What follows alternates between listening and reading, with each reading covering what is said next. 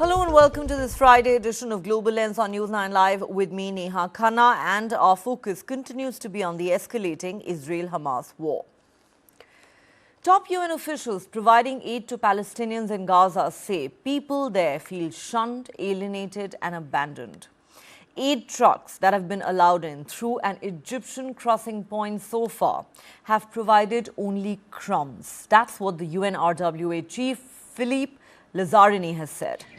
Israel has blocked fuel supplies from entering Gaza and accuses Hamas of stockpiling it. According to the Hamas-run health ministry in Gaza, at least 7,300 Palestinians, some 3,000 of them children, have been killed in the Israeli airstrikes on the tiny enclave. The World Health Organization has said it believes the figures are reliable. Thousands of others have been injured and more than 1 million displaced. Over 1,400 people were killed in the terror attacks on Israel carried out by Hamas on the 7th of October. The number of hostages kidnapped from Israel and held by Hamas in Gaza has now been updated to 229. Meanwhile, the Israeli Defense Forces, or IDF, has said it conducted targeted raids in the central area of the Gaza Strip for a second straight night as it prepares for the next stage of the war against Hamas. They say they've struck dozens of Hamas targets. The Israel Defense Forces said Shadi Baroud, the deputy head of Hamas's intelligence arm, was killed in one of those operations. European Union leaders have stopped short of calling for a ceasefire in Gaza, but appealed for humanitarian pauses to provide aid, as the UN warns that its operations are being paralyzed by Israel's relentless bombardment of the besieged enclave. We are waging war on the southern front against Hamas. We are prepared for any development in the north. Hezbollah is suffering many losses. However, we have no interest in expanding the war. Our goal is to win the war and return the hostages. The maneuver will come, and the day it will happen is not far off. It will happen when the conditions are right in order to strike Hamas organization. And after we complete our task with fire, when this will happen, you will see it and understand its power. As we speak, people in Gaza are dying. They are not only dying from bombs and strike. Soon, many more will die from the consequences of siege imposed on the Gaza Strip. What needs more support? Bakeries, water station, life support machine in a hospital. All this needs fuel to function. Israel is a democracy attacked by Hamas, a terrorist organization. Israel has the right of self-defense in line with international law and international humanitarian law. There was a strong call from the leaders that Hamas must immediately release all hostages without any preconditions. And it was clear that through its terrorist activities, Hamas is also bringing harm to the Palestinian people. Hamas has provoked a humanitarian crisis in Gaza. For the Commission, it's very important that we continue to intensify our efforts to deal with the humanitarian crisis in Gaza. The aid needs to reach Gaza unhindered and quickly. I can't speak for their travel habits or with our conversations with the Russians. Our message to any other nation around the world is this is not a time to be supporting Hamas's ability to continue to kill Israelis, and it's certainly not a time, or any nation out there that wants to be involved should look for ways to be involved to help Israel defend itself and to help get humanitarian assistance in. So we'll see what comes of the conversation. Joining me on Global Lens tonight now is Bushra Khalidi. She is a Palestinian Policy Lead at Oxfam International, and she joins us live from the West Bank. Bushra, welcome back to the show. The last time you and I spoke, you described to us the nightmare that Gazans were living through. Between then and now, after more than 2 weeks of relentless airstrikes by the Israelis, How much worse has that situation got? It's a catastrophe. It's really a tragedy. So far, over 7,000 Palestinians were killed in Israeli airstrikes, of which 62% are children and women. It's estimated that there's another 2,000 under the rubble that they can't reach because the roads are so damaged, because people are afraid to go and try to dig for their relatives' bodies while there's near constant bombardment. The hospitals, there's only 3 out of the 5 major hospitals that are currently operating on very little capacity in terms of fuel and also in terms of capacity of personnel. These are doctors and nurses that have been working tirelessly, trying to help over 18,000 people who are injured. We have to also remember that there's a lot of people that will come out of this with very serious traumatic long-term injuries. There's no water. People have to queue for hours for a bucket or 2 of water. The water is not even, it's barely drinkable. It's what we call in Gaza, and it's very particular to Gaza and the context of Gaza, because Gaza already was suffering from a serious problem of water, where 97% of water in Gaza was undrinkable. This remains to be the case. It's salty water, and we've got children right now drinking mixed salty and sweet water. There's only about 1 to 3 liters a day on average per person. The WHO recommends in humanitarian emergencies a bare minimum of 15 liters per person. It is recommended for a normal person like you and I who have normal running water. Well, not me, because we don't have normal running water here, but in normal circumstances, usually you would use about 100 liters a day. I've been on calls, a lot of calls with my family. 2 days ago, my sister-in-law told me that they shared cans of tuna and cucumber in an overcrowded apartment that she's staying, has basically been displaced to, with 25 other people, including 10 children.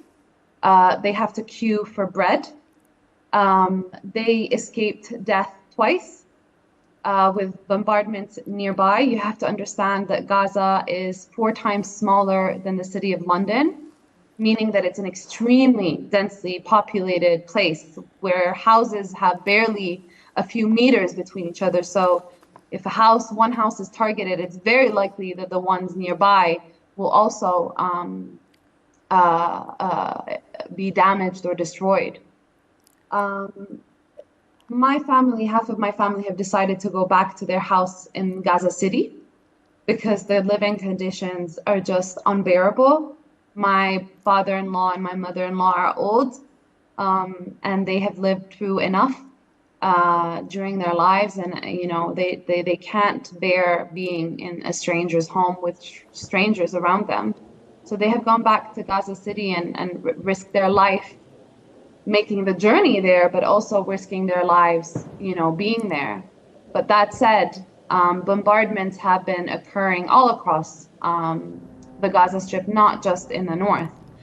There's been reports of bombardments in Khan Yunis and in Rafah. Even earlier this week, 700 people died in one night in Khan Yunis. The situation is just, honestly, it feels like I'm living in a nightmare. It is a nightmare and a dystopia that you've just described for us and our viewers, Bushra. I don't even have any words to express how one feels hearing you talk about that. UN officials have said today that the aid, the humanitarian aid which is being provided to Palestinians in Gaza essentially amounts to crumbs. And the people there feel shunned, alienated, abandoned. 20 trucks a day, that does sound like a joke, right? Yeah. So yes, so far I think it's 72 trucks since last Friday and last week. In fact, before the hostilities, it's very important to point out that Gaza was under siege. It has been under siege for 16 years under an illegal siege imposed by Israel, where it controls the movement of Gazans in and out of the enclave. It also distributes water and electricity to Gaza. There was only about 8 to 12 hours of electricity a day in Gaza before. And like I said, 97% of water in Gaza before the hostilities was already unpotable. Human rights experts were already saying that Gaza was on the brink before these hostilities. I think that now we can say with assurance that it's at every sector in Gaza is at its knees. The aid is not enough. So before there were about 104 trucks of aid coming a day. There were hundreds other trucks of different commodities coming inside of Gaza. That was a truck every 14 minutes. Now it's only one truck every 3 hours and 12 minutes. The significant drop in food deliveries is creating an obvious, immediate, and life-threatening situation for 2.2 million people who are now in desperate need. There's been a surge in bottled water prices. Staples like rice and lentils that were some of the food that was distributed in those trucks can't be utilized because there's no clean water and there's no fuel. How can you bake bread without fuel? How can you run a hospital without fuel? Fuel is not part of the current agreements in terms of the trucks coming in. The water that came in so far has only been enough for 22,000 people for one day. There are 2.2 million people in Gaza, half of which are children. They need their meals, they need their nutrients, they need their protein and their carbs just like any other child in the world. It's dire, the situation. You know, I want to talk in some detail about fuel not being supplied in just a moment. But before that, let's talk in general about the aid that's coming in. It boggles the mind that if you're hoping to cater to 2.3 million people who are under constant bombardments and a total siege, and if you know that their daily need basically would be hundreds of trucks, hundreds and hundreds of trucks carrying humanitarian aid, and all you are sending in are 20 trucks a day, what really are you trying to prove? What kind of humanitarian aid is that? I spoke to Yusuf Hamash, who lives in Gaza, and he told me just 2 days ago that I have to, along with, of course, scores of other Palestinians, wait outside a bakery for 3 to 4 hours to get my hands on half a loaf of bread. And if you manage to get some bread to feed your children, it's your lucky day and it's a big victory for you. He says, I have 24 members in my extended family. How are we supposed to survive on that? Yeah. I've had very, very similar calls and testimonies from my colleagues and my friends and my family that is in Gaza, queuing for bakeries, actually of which 4 were destroyed in airstrikes. Groceries have been destroyed in airstrikes. Actually, the dire situation feels like, at least Oxfam is analyzing, that starvation is being weaponized against civilians. Our analysis has shown that since the total siege imposed on the 9th of October, only 2% of the expected deliveries have been allowed into Gaza. This is, clean water, like I said, is almost non-existent. Food that was distributed can't be used because clean water is non-existent and fuel is non-existent. Numerous bakeries, like I said, in supermarkets have been either destroyed or severely damaged. Even the only working wheat mill in Gaza is non-functional because of the power outage. So there's no wheat being milled either. Essential food items like flour and oil and sugar are present actually in undestroyed warehouses because, we as Oxfam and other humanitarian organizations we're prepared for these types of crises, because this is, again, not the first escalation that we witnessed in Gaza. It's actually the sixth in the last year. So we do have some sort of, processes and protocols in place to be able to respond quickly, but nor are we allowed to come in. We're not allowed to come through Rafah. We're not allowed to come in through the Israeli borders. The current, of course, electricity blackout is affecting any food supplies because it impacts refrigeration, crop irrigation, etc. In fact, over 15,000 farmers have lost their crops, including 10,000 livestock breeders that are struggling, and the fishing industry is completely paralyzed. Gaza is on the sea and depends on its fishing industry. Anybody that has been to Gaza will have had fish there, as it's a normal meal. It's a very normal meal amongst Gazans. So starvation as a method of warfare is strictly prohibited by international humanitarian law. And as the occupying force, Israel has an obligation to ensure the needs and protections of Gaza's population, especially children. Our plea to the world is, we need an intervention immediately. How much more are Gazans expected to endure? You've said something very important. Starvation is being weaponized. That is what is being done to Palestinians right now, as if it's not bad enough that they are being bombed every single day. It's as if, somebody also wants to starve them. But let's talk about fuel for a moment, because it's very, very important. And I do not understand for the life of me how human beings are expected to function without fuel. Hospitals obviously are packing up. Most of them are non-functional because there is no fuel. But, call it bizarre if you like. But apparently, Israel thinks that fuel is something that can be used by Hamas for military purposes, and that is reportedly the reason why they have decided not to send any fuel into Gaza along with the rest of the humanitarian aid. What would you say to that?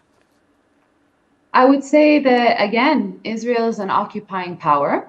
It has very clear obligations under international law, and that is the protection of the civilians inside Gaza.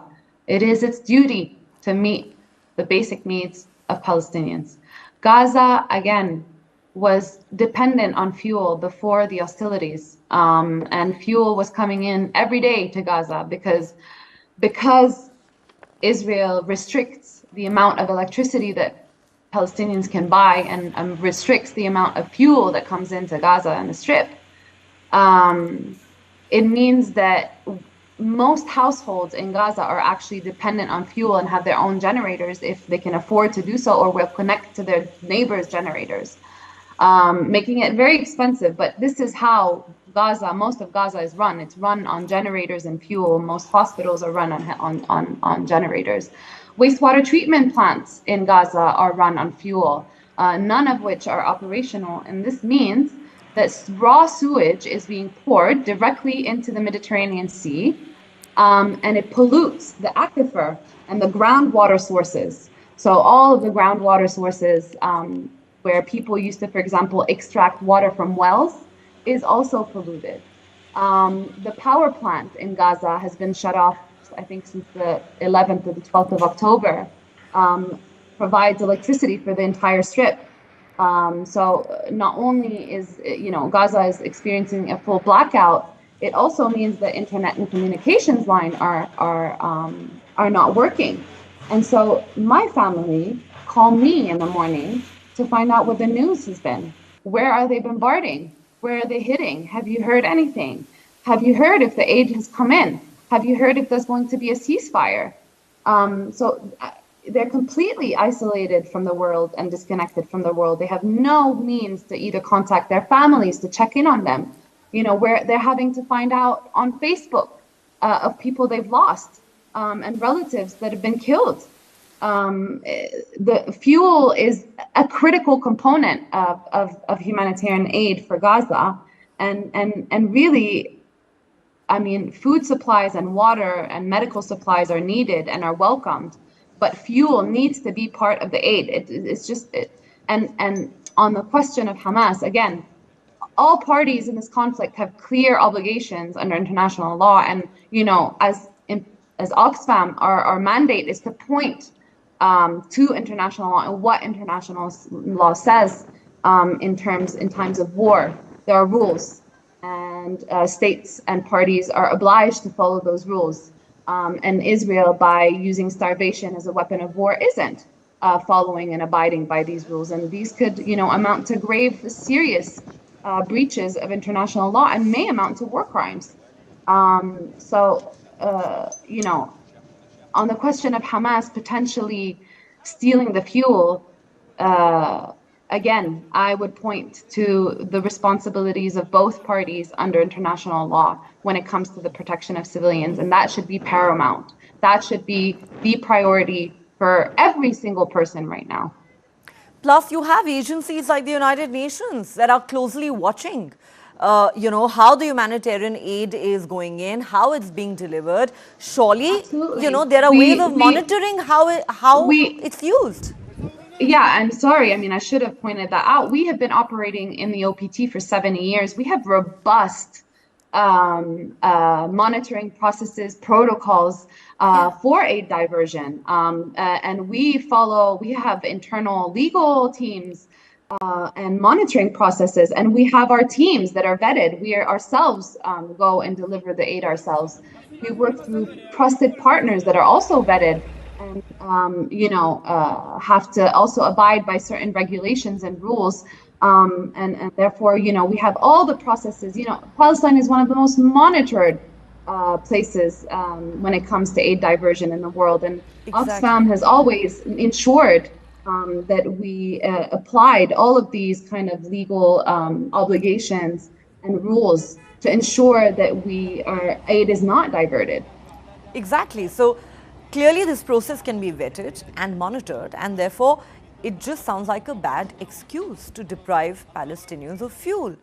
Let me now ask you this. Today, European Union leaders, when asked about whether there should be a ceasefire, whether there should be pressure put on Israel to call for a ceasefire, said that perhaps Israel should agree to humanitarian pauses to facilitate delivery of aid. Of course, it doesn't look like Israel is in the mood to consider any of that. But would that mean anything? Humanitarian pauses? I mean, at this stage, we're so desperate for the bombardment to stop and to be able to deliver really needed aid that, you know, any kind of gesture is welcome, but it's a very timid gesture. Like I said, the need is so big and so unprecedented that, I mean, how long is this pause for? How are you going to be able to deliver aid to bring back essential sectors back to on their feet in a pause or a window? It will take months, even years, to rebuild Gaza after what's happened in the last 20 years. And I'm not sure that a humanitarian window is enough time to be able to meet those needs. Again, it is not binding, and it is not enough. We need an immediate ceasefire, and we also need to tackle the root causes and find a solution, a long-term solution for this injustice and this violence. You know, Bushra, I want to quote to you and our viewers Yusuf Hasham, who, as I said, lives in Gaza with his family, and I interviewed him 2 days ago. And most of what he said was quite heartbreaking. He said, Palestinian lives simply don't matter. Maybe it is the color of our skin. The silence of the world is deafening. The world has failed Palestinians. Humanity has failed Palestinians. Not being cared about hurts more than being bombed. That really hit me hard, Bushra. Yeah. I used to work for another organization a few years ago, and we commissioned a report after the 2021 war in Gaza And we found that 4 out of 5 children in the study, and we had interviewed over 1,500 children and 700 caregivers, and we found that 4 out of 5 children felt abandoned by the world in Gaza and that they felt hopeless. I can't imagine what those numbers are like today. And I guess Yusuf just confirmed it, is that people feel abandoned, people, feel like, aren't they seeing the images on the news? This is what everybody, I think it echoes every Gazan's feeling right now, is they feel completely abandoned by the world, and they're shut off from the world, and they've been isolated in this enclave with no communication, no ability to even communicate to the world what's happening. We've had 22 journalists killed so far in the last 22 days, making it even, harder and harder to understand really what's going on in Gaza. It's heartbreaking, really. It is, and I can imagine how difficult it is even for you to talk about it. Not only because you're a Palestinian and you're living so close to this hell, but you have family there. Bushra, Yusuf had a question for Israel and he had a question for the international community.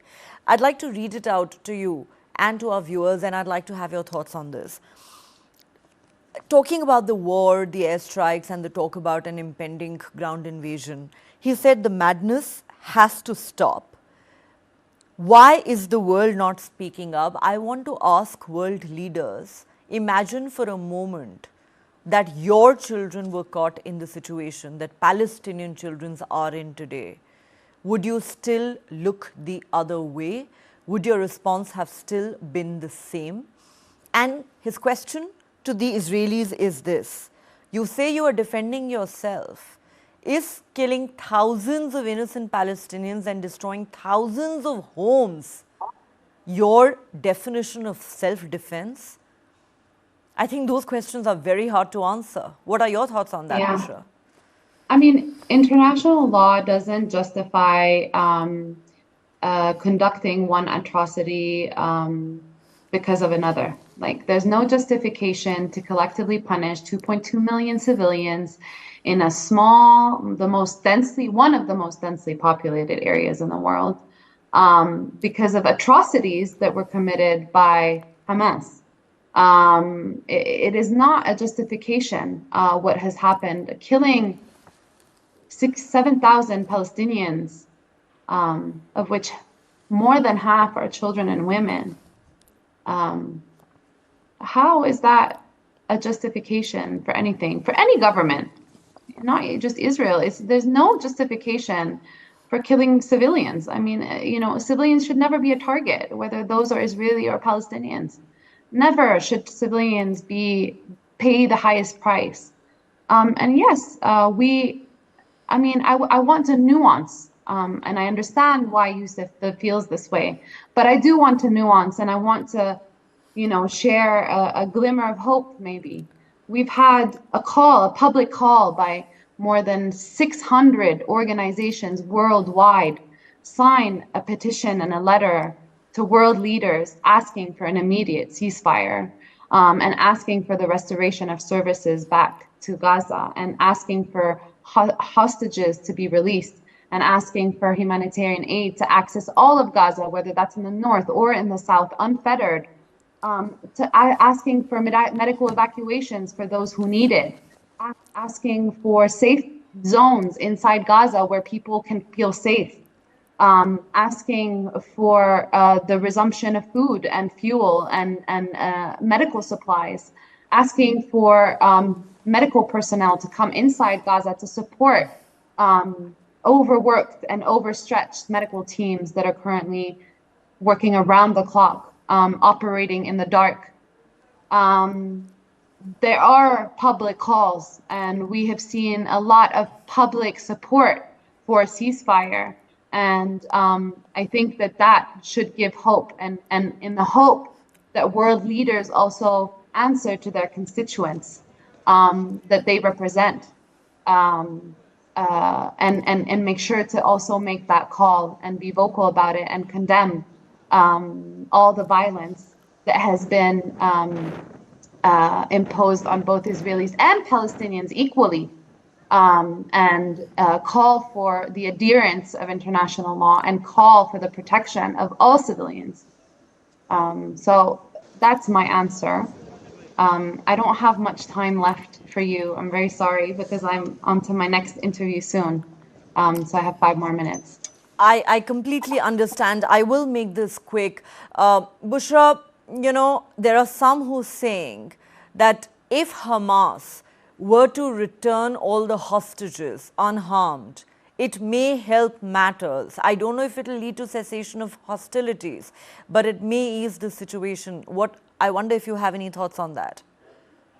I don't necessarily have thoughts on that. Of course, we are calling for the release of all hostages, specifically women and children. It's also a grave violation under international law, especially when children are abducted. But I'd like to remind you that I live in the West Bank and there's no Hamas here. And in the last 20 days, 100 people were killed, including 32 children in the West Bank. 600 people were forcibly displaced from their homes in the last 20 days in the West Bank. There are 640 military checkpoints in the West Bank that check my ID if I want to leave a city or not, and have the permission to forbid me from leaving the city if I wanted to. We cannot travel between different cities in the West Bank to visit our friends and our families and our relatives. This means that also there's no business between the cities. We're already seeing shortages of different products on the shelves because borders have been closed and there's no more import and export between Israel and between different cities in Palestine. There's now double the number of prisoners in Israeli jails, Palestinian detainees in Israeli prisons. This has doubled, the number has doubled in the last 20 days. There are 500 children that are also in detention in Israeli jails. There has been on average, 10 to 20 incidents of settlers harassing and attacking Palestinians every single day in the last 20 days. There was a military raid at least every night across all of the West Bank in the last 20 days. There has been a military incursion on Tulkarem and Jenin that closed for days, with airstrikes reported also in Jenin. So, and there's no Hamas here. And we have been living under military occupation for 57 years. So it's very important to remind that, Israel is an occupying power. There is military occupation. Israeli illegal settlements continue to expand in the West Bank. Settler violence is at an all-time high. And, the annexation and separation policies by Israel continue. Well, on that note, Bushra, thank you so much for joining us once again on Global Lens and giving us your perspective on just how terrifying the situation is in Gaza. Please look after yourself. I hope to talk to you again.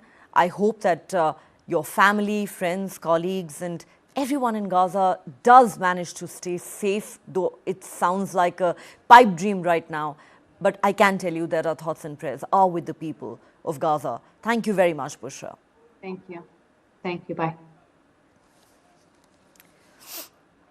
Earlier, I spoke to the former Israeli Prime Minister Ehud Barak about the escalating Israel-Hamas war.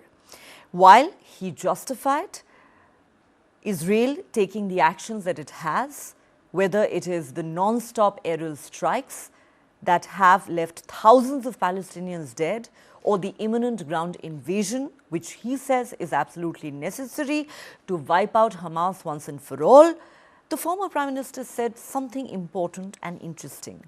He said that while the current Prime Minister Netanyahu and his government of far-right allies believe in only one state, he as a former Prime Minister has always believed in the two-state solution. He believes that is the only way forward. Once this war is over, chances are Netanyahu will be out of power, and there is already an internal debate taking place in the Israeli society about whether the two-state solution is indeed the way forward. Listen in. First and foremost, let me ask you, why the delay in Israel's ground invasion of Gaza? By all accounts, that is the next stage of the war. I cannot go into the detail. I'm not even sure that I know all the details, but there are many considerations. This operation that has to go on the ground because we want to eliminate, as you have mentioned, the physical military capabilities of Hamas in Gaza Strip and put them out of power there. That cannot be completed just from the air, from airstrikes. So we have to deploy probably many thousands of soldiers on the ground, or probably a few thousand, but a long time, and making more and more operations. Is there pressure from countries like the United States for Israel to not go ahead with a ground invasion? No, I don't think that the United States pretends to be able to dictate to Israel. Israel is sovereign. We suffered a major blow, probably the most severe blow that we suffered since the establishment of Israel, which is about the same time of the establishment of India. And it was really unprecedented attack, slaughtering civilians. No freely elected government can afford sitting idle and not responding to it very forcefully. Are you concerned that hostages, and there are more than 200 of them, could end up as collateral damage in case of a ground assault by Israel? It's risk. There are many risks in them, and it's not an incident that Prime Minister Netanyahu announced that it is one of the objectives of the war. He made it almost equal to the need to take over the Hamas. Of course, it's not exactly the same because we have compelling imperative to get rid of Hamas capabilities, and we also have a moral and personal commitment to those people. They found themselves as a result of a failure of our defense forces. They were hijacked. It was not a great success, and there were major failure. And so there is a moral commitment to them. So it's very delicate, and I think that you will understand that we cannot discuss the details because, Channel 9 in India is watched in the whole world, and probably even the Hamas is listening. We cannot discuss what exactly should be taken, but I'm confident that it's taken into account very seriously. We now, in the recent hours, we heard about certain initiative. I'm sure the Americans, the Egyptians, the Qataris, the Swiss, the Germans, they are all discussing these issues, trying to promote certain solutions that will release, let's say, at least the children, the women, or very elderly people. You're right, sir. This is a very sensitive matter, and some reports suggest that they might be willing to release as many as 50 hostages in the coming days, but then you never know with these terrorists. Now, you touched upon this important issue, and I know there are no easy answers, but as a journalist, I still need to ask you this question. What is Israel's end game, sir? And what is the exit strategy? Let's say you achieve your stated objective of wiping out Hamas. The biggest question is who replaces Hamas, and how do you know that the new regime will not be inimical or hostile to Israel? I will tell you an anecdote. Some 15 years ago, I was Minister of Defense, and we happened to have every 2 years, let's say, a round of clashes with the Hamas that usually ended with certain understanding mediated by the Egyptians that provides calm period for another 2 years. So on the way to some of these rounds, I approached Mubarak, president of Egypt, and told him, look, we think of crashing Hamas, removing its military capabilities. It was easier then than now. It will probably take 6 weeks. Why don't we put an end to it once and for all? You will demand us from the first day to withdraw without condition. After, let's say, 6 weeks, we will agree to withdraw, but we will put one condition. We want you to take over from us. You will arrange in the meantime some multinational Arab force led by Egypt, probably with soldiers also from Morocco or the Emiratis or Bahrainis or Omanis, doesn't matter. and you take care of the Gaza Strip, keep it quiet for limited periods, 3 or 6 months, during which you will bring back gradually to the Gaza Strip the original internationally recognized owner of the place, which is the Palestinian Authority. Probably your viewers cannot remember it, but originally, after the Oslo Agreement in the mid-90s, Gaza Strip was given to the Palestinian Authority, now led by Abu Mazen, Mahmoud Abbas. And I told him, why don't we push it to him? So Mubarak told me, oh, no, Barak, you conquered the Gaza Strip in 1967. Since then, it's yours. It's not mine. I'm not going ever to put my hands back into the Gaza Strip. So I went to Abu Mazen himself and asked him. And to cut a long story short, he told me the following: Barak, I cannot afford coming back to power in Gaza Strip sitting on Israeli bayonets. I didn't like the answer, but it makes sense as a Palestinian logic. That was the situation 15 years ago, but now it changed. Since then, we had another 15 years of peace, stable peace, with deep cooperation with Egypt and Jordan, and we have the Abraham Accords with the Emirates and others, and we even had until a few weeks ago the discussion about trilateral deal with the United States, Saudi Arabia, and Israel. So probably now it's not impossible to think that we will pass it to multinational Arab force backed by UN Security Council resolution, probably the Arab League as well, and backed by financially by the Qataris and the Saudis, and bring back Abu Mazen, Palestinian Authority, to the Gaza Strip and give them a big push in the economy by subsidizing and investing in major development. That could be a direction, something like this or something in the same kind of form, but some different details.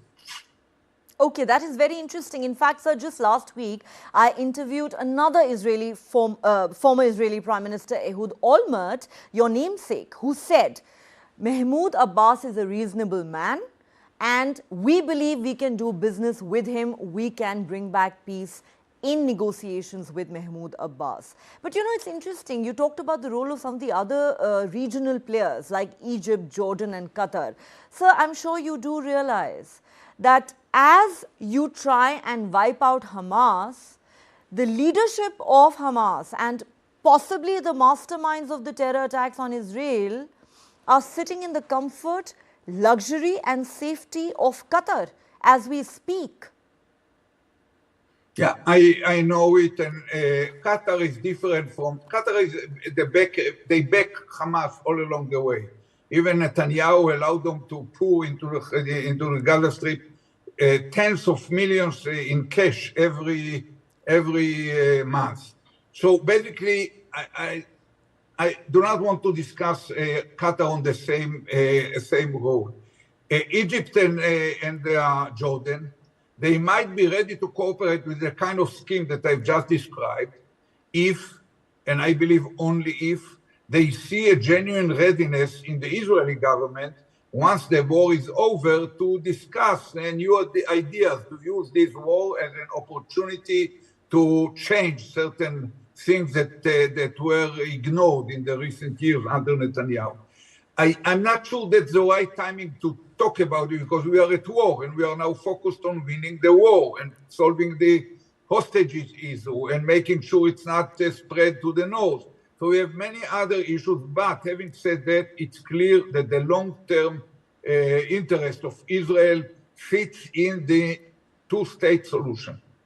And we should never lose sight of it. You know, the old Romans had a saying, if you don't know which port you want to reach, no wind will take you there. And I think that that's the right vision. I never lost eye contact with it, but you have to know that it's a big debate in Israel. For example, Netanyahu and the right wing in Israel, who is now in power, They believe differently. They believe in one state. I think that it's wrong, but it's a debate that should be solved within the Israeli body politic. And for sure, that's not the time to deal with it. First of all, we have to win.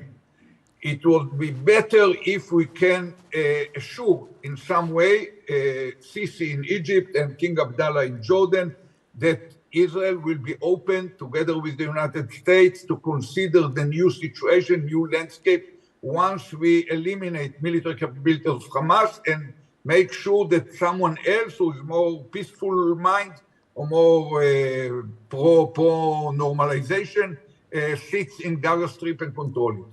There are many who are saying Benjamin Netanyahu is fast losing the perception war and political ground at home. Many angry Israelis are calling for his resignation for his failure to prevent the Hamas attacks. And I also want to share with you that former Prime Minister Ehud Olmert, who I interviewed last week, very bluntly said, I do not like Netanyahu. I do not trust Netanyahu. He has failed as the Prime Minister and he will not last for long. What is your opinion, sir, on Netanyahu's handling of this entire situation? You know, I'm somehow do not feel that it's proper at the beginning of a major war that whether I like him or not, he is now leading to analyze his weaknesses. The problem is not my own position about him. Basically what happened, he lost the trust of the people. He got the trust and mandate of the people 11 months ago when he established his government, but on during the day of 7th of October, he lost any drop of trust. When you pass a poll now in Israel, you find that 80% of the public, including majority of his supporters, Likud, do believe that he is first and foremost responsible for this huge blunder that unprecedented in the history of the country. When you ask the public what they think he should do, 70% said he has to resign. Resigns. Half of them say he has to resign immediately. Some say he has to resign after the war. But Israelis think of wars as something very short. 6 days war is a week.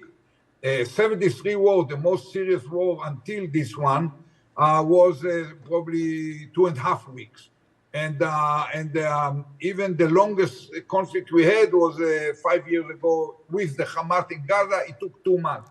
People think 2 months, okay, let him resign in 2 months.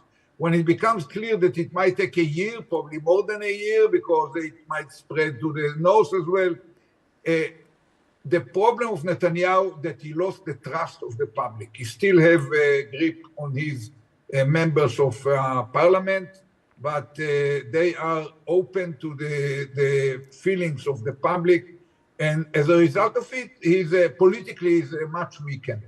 But we sent into the cabinet, the war cabinet made by joining of 2 opposition leaders, Gantz and Eisenkot, both of them senior generals, both of them were, as I mentioned earlier, both of them were commanders of the armed forces and one even minister of defense. So Israelis feel now better. Even with Netanyahu, that probably alone is not trusted enough, with these 2 cool-headed, moderate and professionals in army issues, 2 generals in the war cabinet, people feel more assured that only responsible decisions will be made about how to run the war. And as I was interviewing the former Israeli Prime Minister Ehud Barak there, we had a surprise guest appearance on the show. Mr. Barak was joined by his wife, unexpectedly, in the library, which also doubles up as their bunker. This as the sound of blaring silence filled the air and the Iron Dome intercepted one Hamas rocket after another. The former First Lady shared this sweet moment with News 9 Live viewers. Take a look. Your wife is more than welcome on our show. Great to see her. Yeah. In a moment you will hear, here you hear? The siren, okay. It's the Iron Dome intercepting the rockets, is it? Yeah. I wonder whether you could hear, because we heard the explosions of the interception. A moment there in the middle of an unfortunate war. Well, that's all the time we have on this edition of Global Lens. If you have been, thanks so much for watching. Have a great weekend ahead.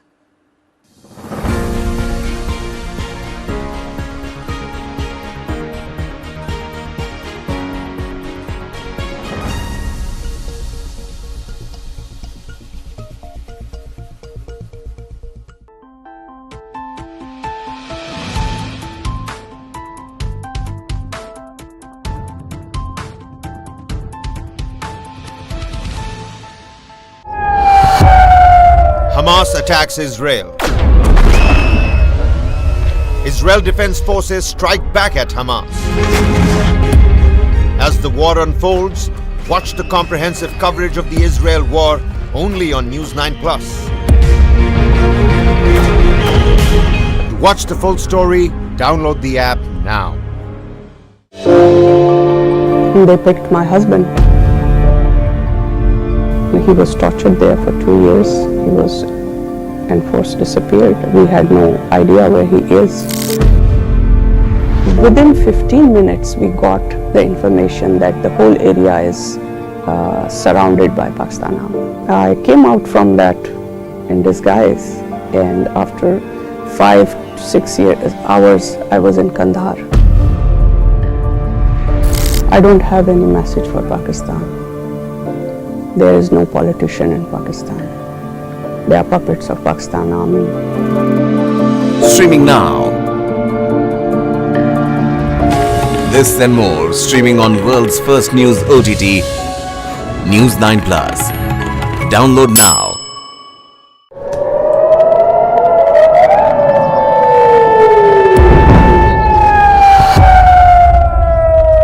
Hamas attacks Israel.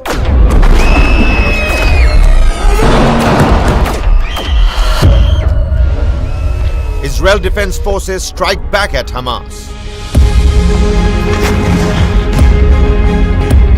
As the war unfolds, watch the comprehensive coverage of the Israel war only on News 9+.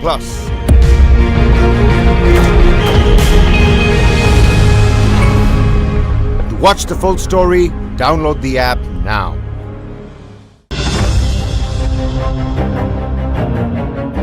United States has always been seen as this world power, and they do not want this image to go away. Any attack which is simultaneous on the Gaza Strip will create a public opinion against America. So therefore they cannot be entirely pro-Israel, and they cannot be entirely anti or even swing on the other side and become pro-Arab. And with a fresh war brewing in the Middle East, the trade, the economy, and the business is going to miserably suffer, and that's the last thing that Biden would want.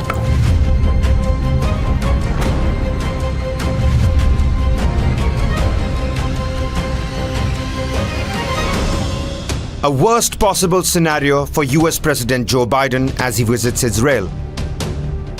Hours before his touchdown, a hospital in Gaza is bombed, leaving hundreds dead, and a blame game between Israel and the Arab world begins.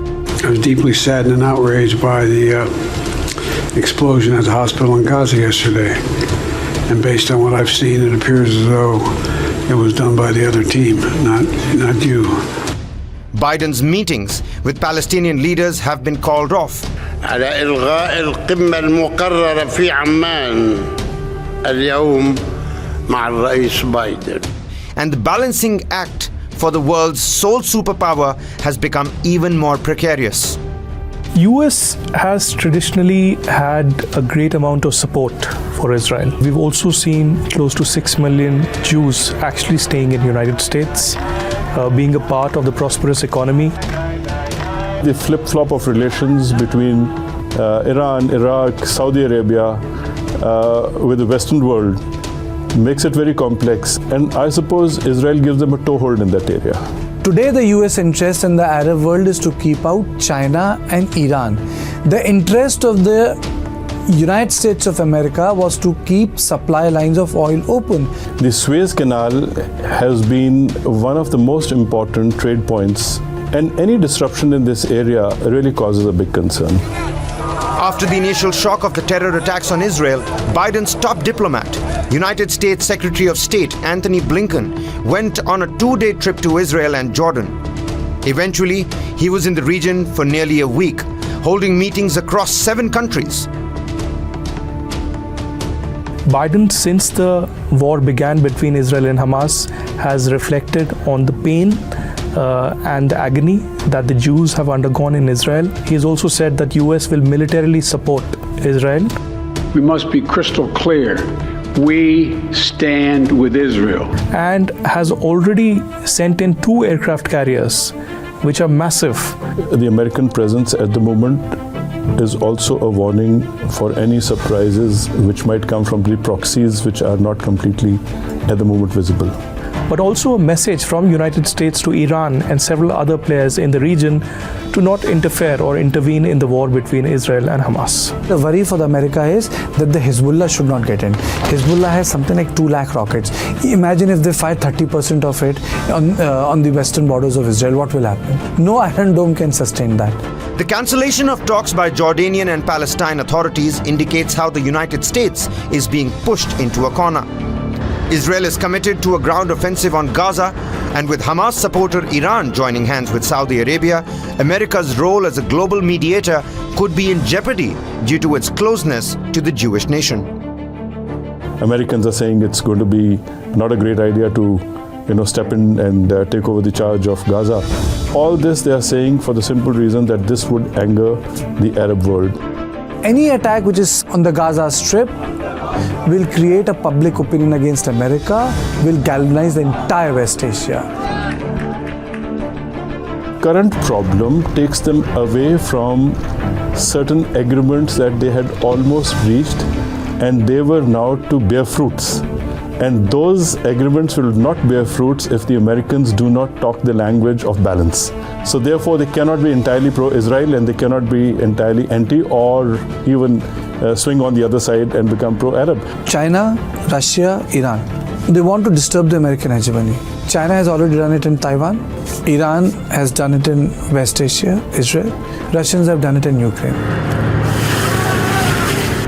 With a long war in Europe and with a fresh war brewing in the Middle East, the trade, the economy and the business is going to miserably suffer, and that's the last thing that Biden would want. There are many other movements which are happening. Putin is meeting Xi Jinping. I think there is a large movement of Iranians and the Arabs. So the recent meeting between the Iranian leadership and the Saudi elites was mediated by China. So America is not the global mediator. China is emerging as one with the Russian help. That's where the problem is.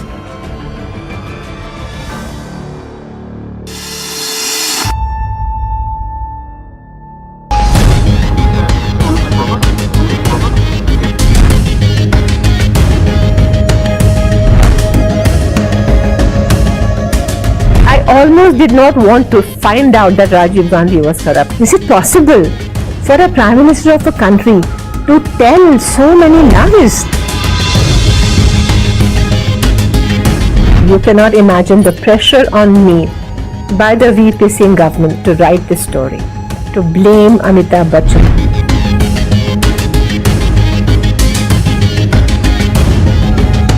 Mr. Modi opened the boxes. Hello, my name is Chitra Subramaniam. I am a journalist by profession. My investigations into Bofors brought down the Rajiv Gandhi government.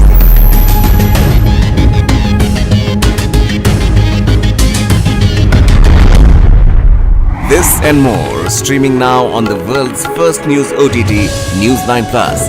Download now.